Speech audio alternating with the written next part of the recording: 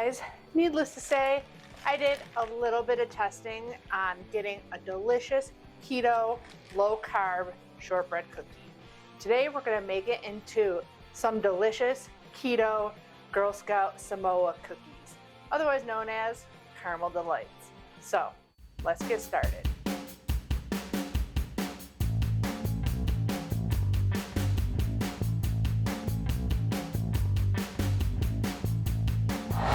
Hey everyone, welcome back. If you're new here, thanks for joining me. My name's Alycia and I'm a pastry chef with a sweet tooth. And I'm here to show you all the tips and tricks on how to make the best keto desserts possible. So if you enjoy these recipes, please hit the subscribe button down there, give the video a thumbs up, leave me a comment, share it with all your friends and family. It all helps my channel grow and to bring you new keto desserts every Saturday. Today I'm bringing you a shortbread cookie. And I've already done a shortbread on my channel, and I've been meaning to revisit this recipe since I've learned so much about keto baking, because I came up with this shortbread recipe back in 2020 when I made the Girl Scout cookies, tagalongs, or peanut butter patties, my favorite Girl Scout cookie, and it was delicious, but it was higher in carbs because I thought back then that I couldn't use a lot of whey protein in a recipe because I didn't think it would hold up. Well, I found out that you can use way more whey protein and a lot less coconut flour, and you can get an even better result. So the whole cookie recipe, which is going to make 24 cookies, is only 6 carbs for all 24 cookies. So it is really low carb and very simple to make. There's just a few tips and tricks I want to tell you along the way. You can do this with a hand mixer. That's what I did for all my tests because I was making smaller batches at a time. But today I'm using my stand mixer because I hate my hand mixer. It's too loud and crazy. I have 10 tablespoons or 5 ounces of salted butter here. If you don't use salted butter, just add a half a teaspoon of salt to this recipe. I made it by accident with unsalted and didn't add salt. They don't taste like anything. It doesn't bring the sweetness out in the cookie. Now, all shortbread cookie recipes had a powdered sweetener as their sweetener, and that always helps us with the less grainy texture of our baked goods anyways. So for most of my shortbread cookies, I do have like a whipped shortbread. I use powdered sweetener. You can use bocha sweet. I don't recommend allulose. It'll make the cookie too soft. So we need 60 grams or a half cup. I just went by a normal shortbread cookie recipe. Add that into our butter. And we're just going to beat that until it's just nice and whipped and well combined. It doesn't need to be super fluffy because we're not making a whipped shortbread. We're just doing a regular shortbread. And while that's going, we're going to get our 3 dry ingredients ready, which all it is unflavored whey protein powder. And I like to use Isopure, lactose-free, 0 carbs, unflavored, and then coconut flour. If you don't like coconut flour, I suggest getting Great Value organic coconut flour. I feel like it tastes the least like coconut and is less grainy than a lot of the other ones. So we're going to get that weighed out while we're whipping our butter and sweetener together. So all we need is 60 grams of whey protein isolate. A concentrate will probably work in this, but a lot of times there's more things added to a concentrate. This just has whey protein isolate and soy lecithin in it. So it's not a lot of ingredients. If you have a scoop, you can try to pack it and get 30 grams, but it's supposed to be 29 for 1 scoop. So it was only 26. So that's why I say to weigh, because like you got to pack it perfectly to get 29. 60 grams is about 3/4 of a cup of protein powder, but that can vary between different protein powders. We're going to stop and scrape down our butter once just to get some stuff off the paddle and get it whipping a little bit better. I'm also going to preheat my oven to 350. This recipe does not take long at all. We do have some chilling involved, but not for very long because this sets up very fast. Now I tried several times to get 3 tablespoons to equal 24 grams, and every time it was kind of a little off. It all depends on how you scoop it, how you level it off, and stuff like that. So I always suggest weighing because I literally could not get it to come out. It's supposed to be 15 grams per 2 tablespoons of coconut flour, but that one was 9 and it was a perfect, level tablespoon. So it's like really hard to measure and get accurate. It's 17, so we only need a little bit more. It should be 3 tablespoons. You don't want to put too much in this, and you don't want to put too little. It's probably more you don't want too little because your cookies will spread too much. If you do too much, they might just be a little bit more on the dry side.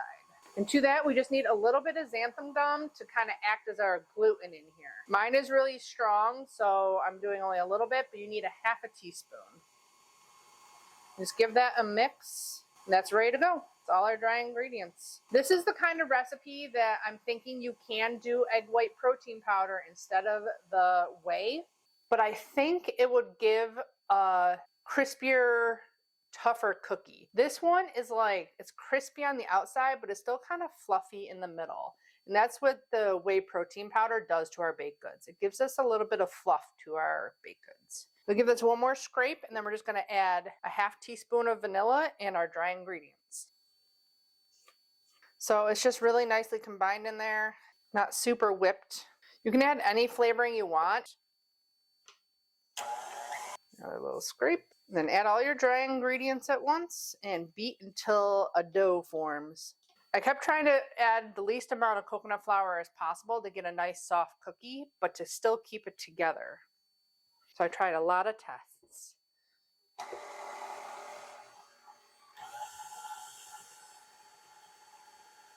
You do want to make sure it's pretty well mixed, because if you have any pockets of just butter, those cookies will just fall flat. Give it one more scrape down. I usually did the last little bit of mixing by hand, but since we're on the mixer, it should work to get it all combined in here. There you go. The nice thing is we don't have to worry about over mixing it because there's no actual gluten being formed. Most of the time you don't want to over mix your cookie dough. Make sure you get it all off of there. All counted in the macros. Okay, now you need some plastic wrap, and you're basically going to roll this into a log like you would get at the store for cookies, because the easiest way I feel like to do this is just to slice them and cut the little holes out of the middle and bake them. But if you're not making the caramel delights out of this, you can make this into whatever shape you want and then slice it and bake it. Our oven is ready to go. Now the key here is to not chill it for too long. If you do, it'll end up being too hard and crumbly, and it will end up breaking on you when you go and cut it. So you should have a nice dough that you can form into a cylinder. This could take some practice, but this is what we used to do in restaurants for, like, you know, compound butters and stuff like that. But you want it nice and square on the ends and nice and round in the middle, but you want to make sure it's nice and even all the way around.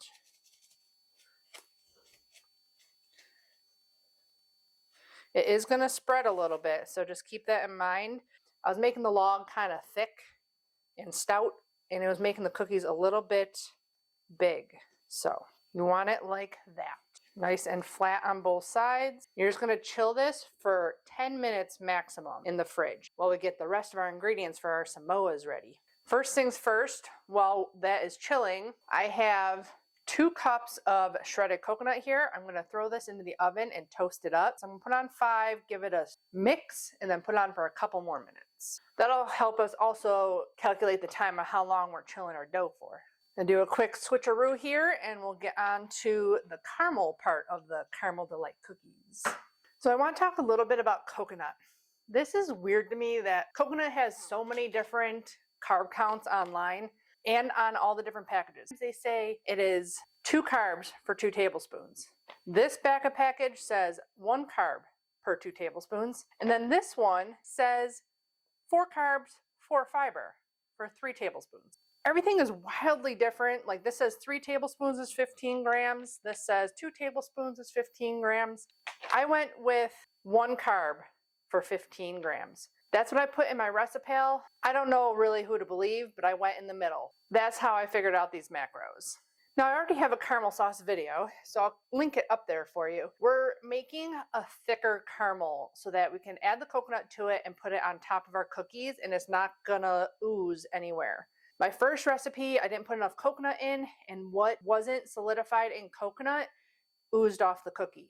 So you just gotta make sure your ratio of coconut to caramel is correct. And I'm heating up about 2 cups. It was like 165 grams. I have 15 extra grams to the side in case I need it to add to the caramel. I figured how much I would need to cover all 24 cookies. So I basically doubled my caramel sauce recipe, but I minus the cream in the recipe, so it's not as liquidy as a caramel sauce.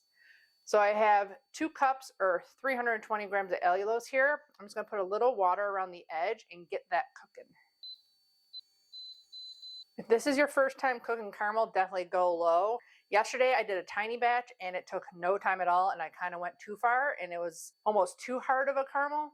So this is kind of important, like how far you take your caramel in this recipe, because if you go too far, it's too hard. If you don't go far enough, it's really soft. So I've mixed my coconut twice because I'm doing more this time. I think it's going to take the 10 minutes completely. But when it's nice and golden brown, we'll pull that out. We're going to get a spatula just to give this a little stir so that that sugar dissolves in the middle. But once all the sugar's dissolved, you don't really want to mess with it at all. Just make sure with the coconut that you get unsweetened shredded coconut. That's important. I have 2 pans ready for my cookies. They do have to chill for a little while longer after we slice them. So I got a cutting board and a knife ready to go. Once this coconut's out, we can slice up our cookies. You're also going to need something to cut the hole out of the middle with. Then I use this to get it out of the icing tip. Here we go, 10 minutes exactly, and it's perfectly golden brown coconut. I'm going to put that back here to cool. Now let's get out our dough and get it sliced up. Just give it a little... We are going to have to put this back in and roll it again because you're going to cut all the middles out. You're going to have some extra dough that you'll have to refrigerate. But I figured just a little bit less than a 1/4 inch thick was perfect for the cookies. So about that thick. I try to round them out a little bit more when I put them on the sheet tray. Make sure you go nice and straight down on them.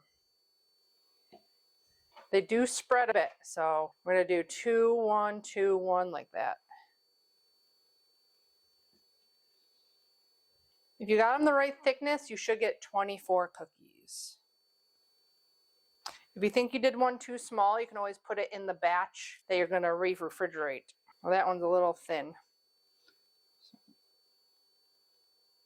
Biggest thing is just making sure they're all kind of the same thickness, because otherwise they won't bake the same amount of time. Some will get too dark and some will be too light. It's a little thin there. We'll get the centers out of this one. So just try to get in the middle and get all the way down.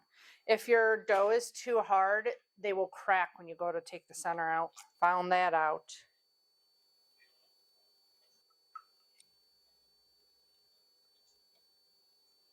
I'm going to pop my first tray into the refrigerator to chill. They can chill in there for however long you need to. So you just want them nice and solid.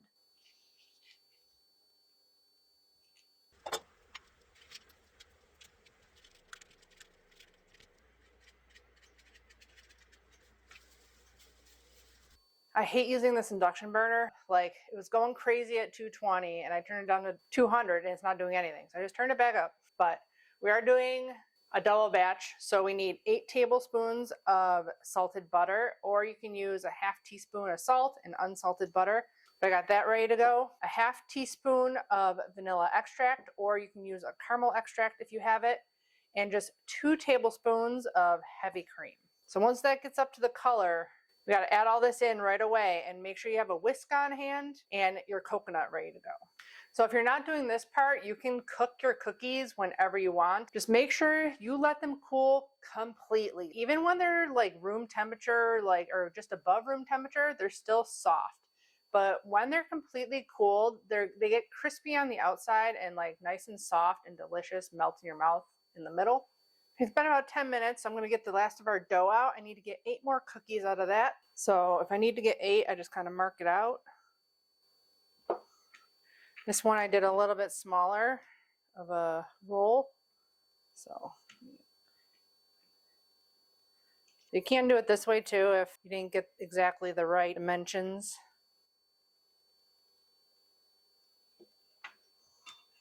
And then your last one is going to be all the middles put together basically. So if you need to add a little bit more, you're going to have extra dough in the middle that you're going to punch out. So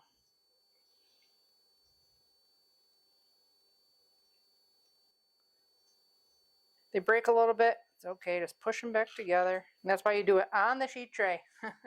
So since our other pan has been chilling for 10 minutes, I'm going to get that in the oven. They don't take very long. Depending on your oven, of course, 7 minutes to 10 minutes. You just want them barely turning golden brown around the edges. I'm going to put these into the refrigerator and finish up these last 6 and make one more guy. Oh, I had one in there. So if you have one in here, you're not going to get a good cut on your center. Like, why did that happen? And then I looked, I'm like, oh, that'd be why. Make sure you take one out before you do another one. You know, and just form your last one into a circle. A little bit too big. You could also roll this and cut it with like a cookie cutter.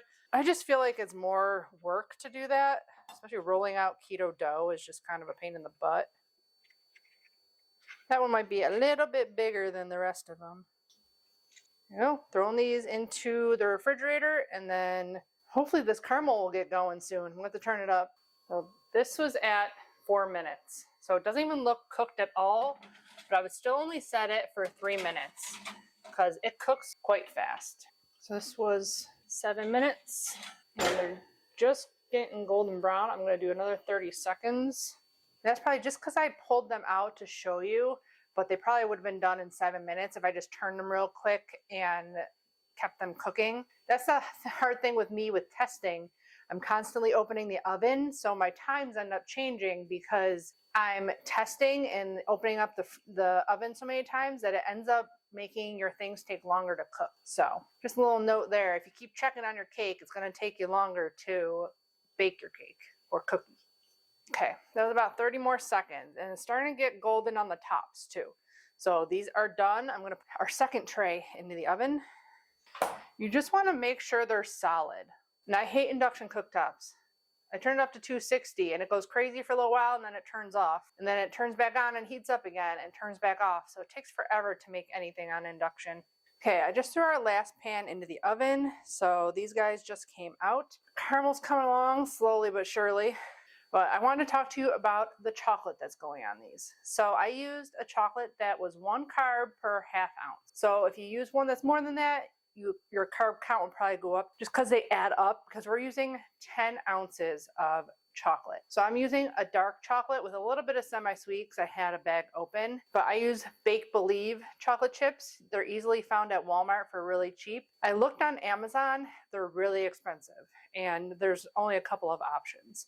So I definitely suggest going to Walmart to get those, or I'll have linked below Lily's chocolate chips that are on Amazon, which those you can usually find a deal on Amazon. Now all of Lily's website directs you to Amazon. You can't even buy directly from Lily's anymore. But I just have 10 ounces of chocolate chips with a tablespoon of coconut oil. So when you get those chocolate melts at the store to like dip chocolates and stuff, that already usually has oil in it to make it nice and smooth and runny in order to dip. If you don't put the coconut oil in there, it's really hard to get things to dip because it'll be too thick. And this has already had oil in it, and it's still like crispy. It's not like it's, you know, super soft. It just adds a little bit in there so that you can coat everything real nice and easy. I'm gonna have to turn this up again to 280 to get it done. You kind of want this warm while you're putting it on there so that it'll stick. It'll even be better if your cookies were a little bit warm so that they stick easier, but that didn't happen because this caramel's taking forever. So you kind of want to time it right with the cookies being warm still and the caramel being warm because it helps solidify the caramel to the cookie. And our caramel might be almost there. I'm going to measure out my cream right in with my butter. That butter is room temperature, by the way. You don't want it cold because that'll just like seize up your caramel really quick. You don't want that to happen. Caramel's almost there.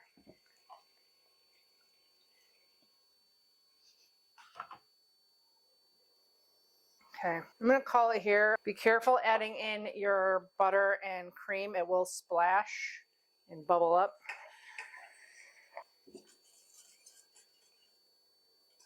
Add in your teaspoon of vanilla.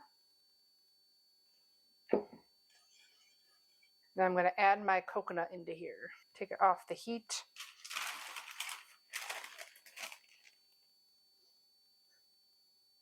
So it's 180 total. We gotta let this cool until we can touch it. Right now it's still at 177, but I continue to stir it as it cools down to make sure we get all the coconut solidified in there, because if you let it just sit, caramel might settle and then coconut on top, and you want it all combined. Allulose is kind of a pain because it doesn't like solidify unless it has like other things in it or you keep it in the fridge.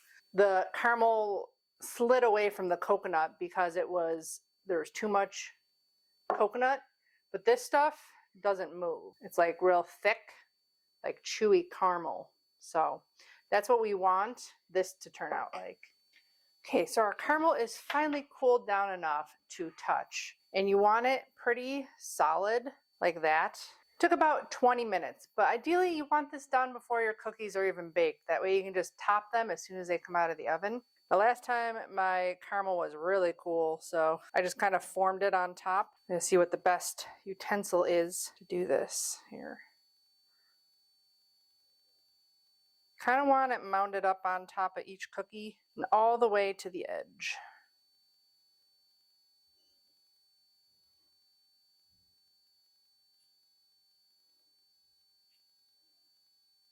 Cooled this down to about 120 degrees. These are going to look so good when they're done.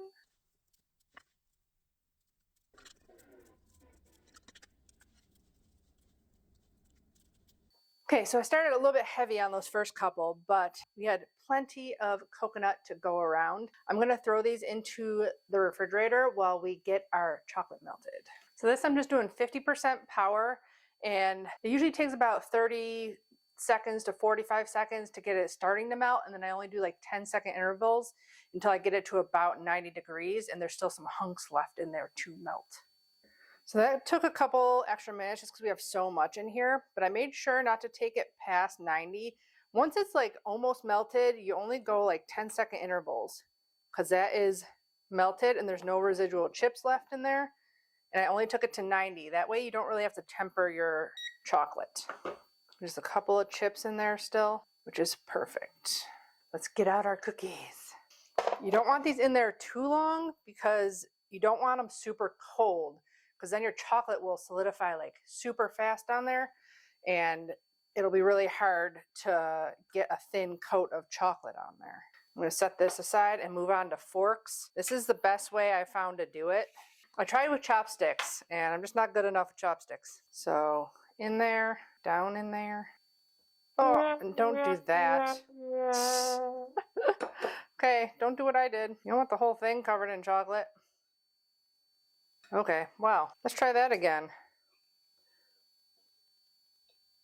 I'm going to wipe some of it off the bottom. Ooh. Might need to let them chill for a little while longer because I'm guessing our caramel, yeah, still 76 degrees. Okay, let's try this again, round 2. Okay, heating my chocolate back up a little bit. Last I checked, it was 90. Caramel Delites are down to 60. So hopefully we can get these coated and be done with it.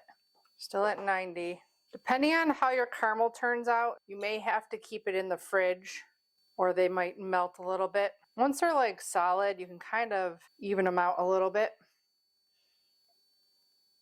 Put it in. Tap some of the chocolate off. Down on your sheet tray. And that's all you gotta do. You just need everything at the right temperature. You want to dip them quite far in because that's how a caramel delight is. That's it. Continue to dip these. Then we'll do a little drizzle on top like the signature Girl Scout cookie. Use 2 forks. Yeah, do double fork.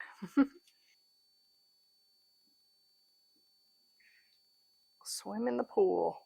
Okay, we're down to our last 3 here.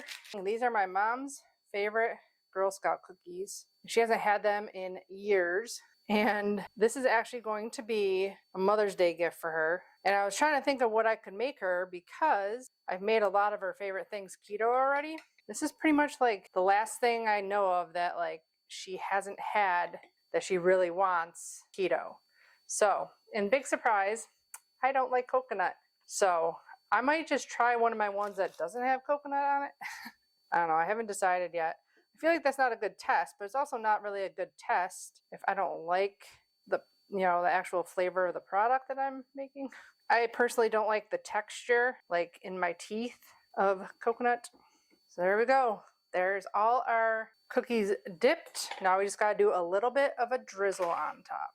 And we should have plenty to work with. And we just go like that. I didn't end up having to rewarm this at all, so I got all of them dipped.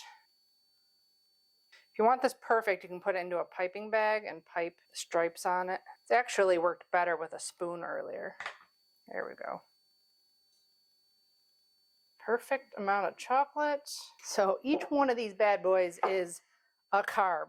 That's it. Not too shabby, I'd say. I'm going to let these set up for a little while longer, and then I'm going to come back and I'll try one of the coconut ones. Time to try one of these guys. My mom is going to be in heaven for sure. We actually only ended up using 9 ounces of chocolate. I usually just spread out my leftover chocolate and then put it into a baggie once it's hardened. But definitely melt 10 ounces because it's so much harder when you're getting down to the very last bit and you're trying to, dunk your cookies. You want that extra there just so that it's easier to coat your cookies. I decided I'm going to try the one that I completely doused in chocolate because chocolate makes everything better for me anyways. So I'm going to try this guy.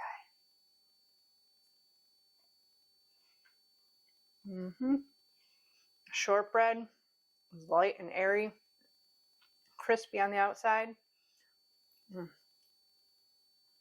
I just hate that grit of coconut from the actual coconut.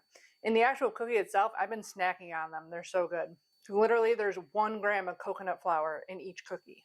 I feel like I gotta do one of these just to show you guys. You're not getting the caramel pull of it like being super soft.